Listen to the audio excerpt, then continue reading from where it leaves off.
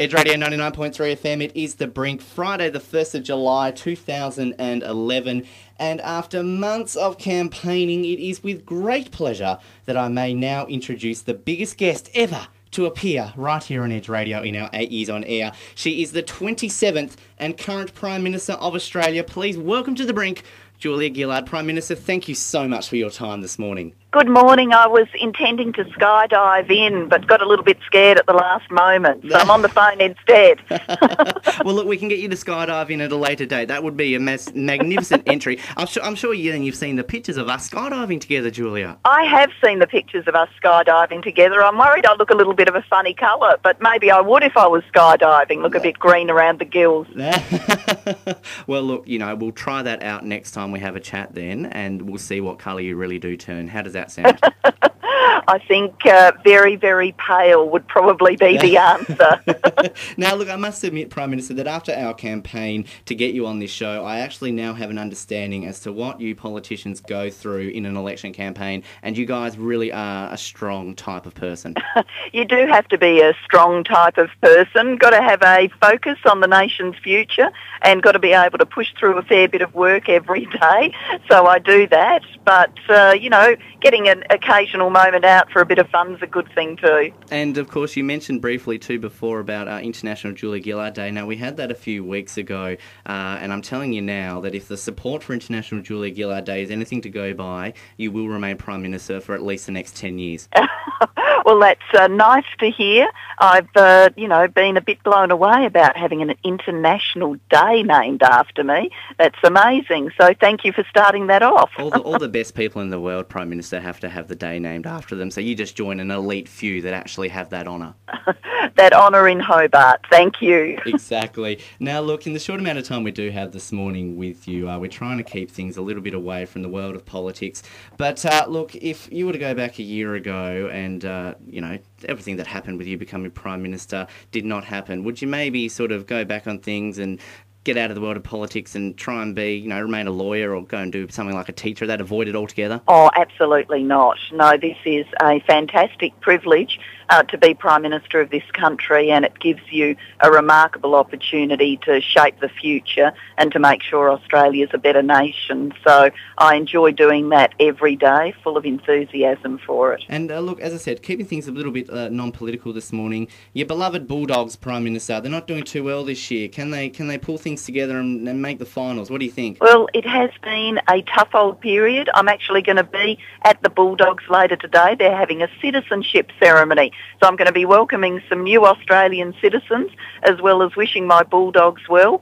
We've been a little bit in the wars, but you've got to take it a game at a time, keep your focus and see what we can do for the rest of the season. Do you try and work your schedule around their games? So you're trying to spare a couple of hours every week to actually sit down and watch them play? It doesn't work like that, unfortunately. I'd love it if it did, but the pressures of work mean I miss a lot of games and don't get to watch them. But when I do get to go, it's fantastic. And last year there was a game you went to. You're walking off the field, arm in arm basically, with Barry Hall. What were you guys talking about?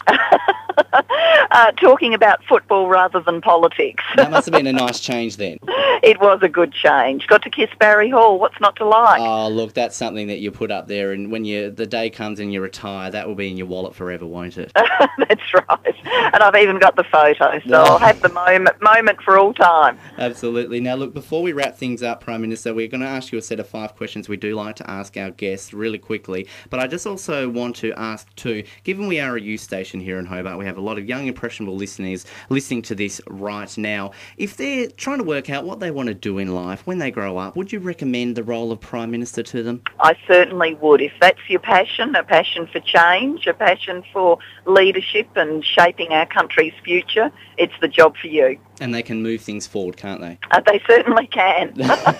Now, we'll wrap it up with a set of 5 questions. It'll be really quick as we realise that you kind of have a country to run, so we can't waste time asking silly little questions to the Prime Minister of Australia.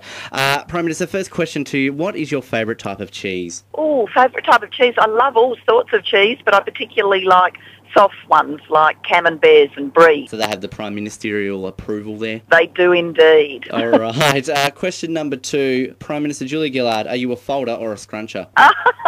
I think some things the Prime Minister shouldn't talk about on the radio. Oh, we can't get a scoop, not at all. No scoop, sorry. Oh, no comment. Question number 3. When you were growing up, who was the celebrity crush? Who were the posters on Julia Gillard's wall? Oh, look, it's so long ago, this is going to be embarrassing, but it was people like David Essex. You probably don't even remember who he was. He wasn't around when I was young, but I do know who David Essex is, and I'm sure a few of our listeners do. Yeah, and it was the days, where Skyhooks and, bands like that were ruling the Australian scene. So all of the Australian bands, but give a crush on David Essex. Oh, I'm sure if he's listening, then, Question number 4. When you were also growing up, what was the dream job? Dream job when I was growing up was being a teacher. That was my first vision of what I wanted to do. And then in my late years in high school, decided I'd try law and was a lawyer for a period of time, but I never quite imagined doing this, what I'm doing now. Well, I'm telling you now, you were kind of teaching the people of Australia how to move forward, as I said, so you sort of are a teacher, aren't you? Yeah, some of those skills probably come in handy. Yeah. And the final question this morning, Julia Gillard, Prime Minister of Australia, who let the dogs out? Who let the dogs out? Well, hopefully the dogs go out this weekend full of fight. And they have a big win over Melbourne tonight. Well, Prime Minister, thank you so much for your time here on the Brink and Edge Radio. Fantastic to have a chat with you. Good luck for the rest of the year, and hopefully we will speak to you again in the not too distant future. Thank you very much, and thank you for International Julia Gillard Day.